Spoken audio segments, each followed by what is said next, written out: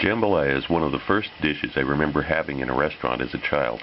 It was especially memorable because it was the first time I'd ever sent a dish back to the kitchen as being inedible. Naturally, the adults thought it was too spicy for a child, but that wasn't the problem. Being a rather strange child, I occasionally flashed back to that incident for many years, and I relived the flavor in my mind and struggled with language for how to describe what I felt had made it so unappetizing. I didn't have the vocabulary to explain it. It looks like the sort of dish that you could reheat 3 days later, as I often suggest people to do with other dishes I make, but this does not work with jambalaya. You're going to want to begin by getting your ingredients arranged, mise en place, as it's called. We have onions, the chopped serrano or jalapeno chili, garlic that's been cut into fairly large pieces. Don't mince it. Celery. Now, with the celery and both the red bell pepper and the ham, this time it's actually important to do some precision knife work. Don't have the pieces like all completely different sizes. It won't look good in the end. It'll look like amateur. Take some time, make them nice and even. We have the large raw shrimp. We also have baby shrimp here that are the frozen cooked ones. We have 140 grams of sausage, 140 grams of raw chicken breast that's been cut up, and the shrimp. So I'm going to go ahead and sprinkle on here on both the chicken and the shrimp. I'm going to pre-season these a little bit with some crushed red pepper flakes and garlic powder and salt, and give these a little stir in a minute, and let those just sit there in the refrigerator until we're ready for them, and we'll get everything else cooking right now. I have a pan that's heating up here. I put a couple tablespoons of oil in it. Let the oil get hot. I'm going to add 3/4 of a teaspoon of smoked Spanish paprika to this.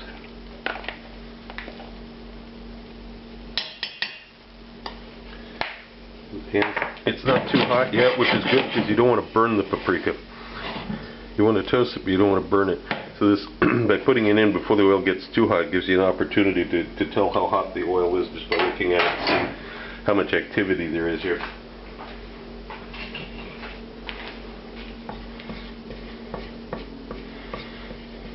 Okay.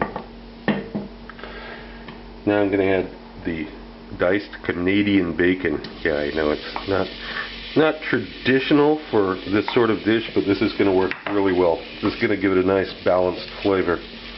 One of the problems I find personally with jambalaya is that they're often very unbalanced, very poorly balanced dish. This is not going to be that way. This is going to be nice.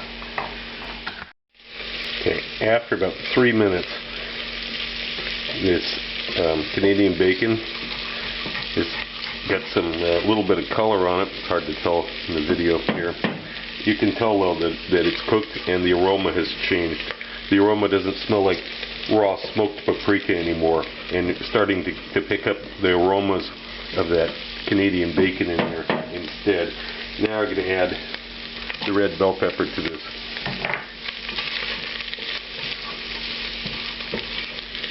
This is 70 to 80 grams of red bell pepper. Also, then the diced onion, also about 70 grams, about 1 ounce of celery. And we're going to cook this for a couple more minutes, maybe 3-4 minutes like this.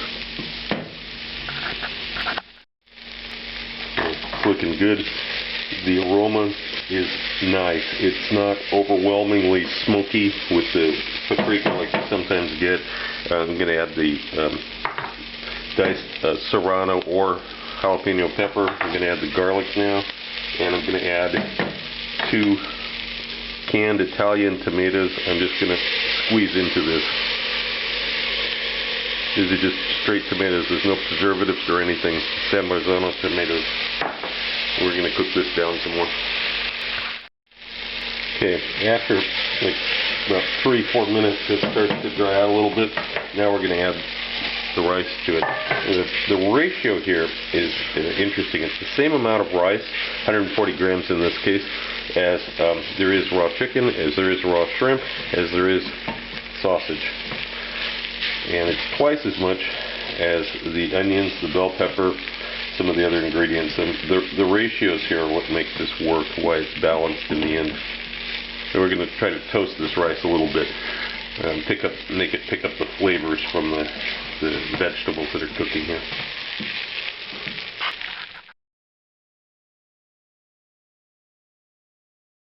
Because this is relatively dry, this is going to start wanting to stick to the bottom of the pan and burning. You actually want a little bit of that because this is some of your flavor, these deep, dark caramelized flavors.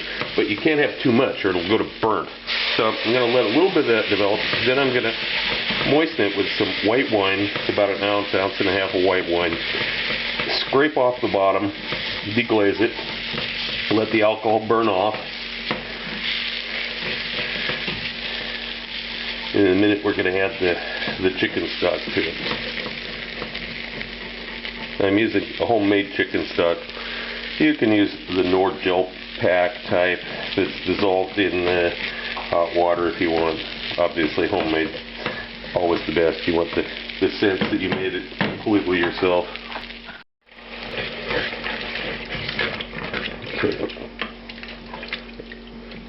Now I added the chicken stock to this. And I'm scraping the bottom to pick up the rest of that fond. And this is pretty good now. Let this come to a boil for a few minutes.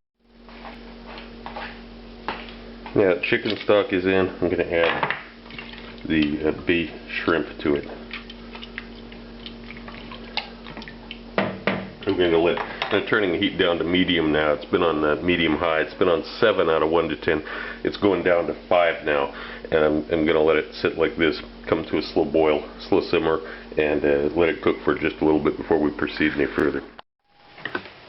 After about 10 minutes, when the rice is mostly cooked, you can tell by tasting it, you can still feel some resistance in the grains, but it's mostly cooked.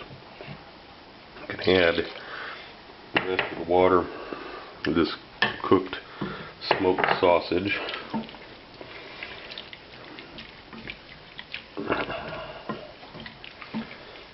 Stir this around, put a lid on it, and keep it at a very low simmer. Now I'm reduced the heat to 2 on 1 to 10, and I'm going to let it simmer for a while.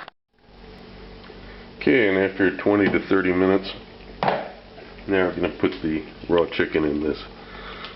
You don't want to put this in earlier, the chicken will get very tough. The raw shrimp are still to add. Those go the very last because those will cook the fastest. So we're going to put this in among this kind of goopy mixture here and let it cook for about 8 minutes. Okay, it's been 8 minutes. I'm going to add the raw shrimp in now. It's the last addition, along with, of course, the Tabasco. You know, it just wouldn't be something from Louisiana without some Tabasco in it. And of course, how much Tabasco you want depends on how hot you want it. But definitely put some in. Put a teaspoon in at least. You know, it's supposed to be a hot dish. Okay. Now, I'm actually going to kill the heat here and let the residual heat cook these shrimp and also finish the chicken. If this is too thick for your tastes, you can add a little bit of water to it at the end. But I'm just going to let this sit for another 3 or 4 minutes just to finish the shrimp with a lid on it, and then we'll play.